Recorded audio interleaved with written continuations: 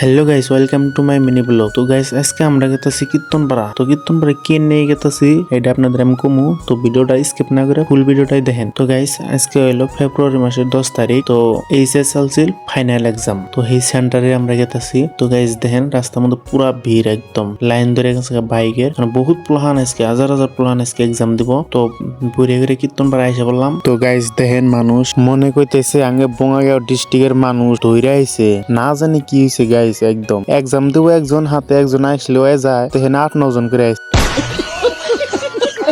যতগুলো স্টুডেন্ট আছে তার থেকে মানুষই বেশি, মনে হয় এরাই এক্সাম দেবো নিহি। মানুষ যখন হজ করবা নিয়ে যায় তাও তো এত মানুষ হয় না, তার সাথে ডাবল মানুষ হয়েছে। তো গাইস এক্সাম আরম্ভ হয়ে গেছে গা, আমরা এনে বুধার মতো খাড়া আছি। তো আগের কোনো কাম নাই, তো খাড়া থাকতে থাকতে খিদা নাই গেল গা। তো তিনজনে এসে বললাম হোটেলে এসে পেট ভরে খাই নিলাম, খাওয়া দাওয়া করে তখন এক্সাম শেষ হবো। তো সেন্টারের সামনে এসে বললাম। তো এটা হইলো কীর্তনপাড়া সেন্টার দেখেন। তো গাইস ফাইনালি এক্সাম শেষ হয়ে গেল গা। তো গাইস এটা এক্সাম শেষ হলো না মনে হয়, আশের খড় ছেড়ে দিল, সব আশ বাইরে আসতেছে। তো গাইস আজকের ব্লগটা এই তৈরি, ভালো লাগলে অবশ্যই কমেন্ট করে জানাবেন আর পেজটা ফলো করে দিবেন, ফলো করে দিন কিন্তু মনে করে।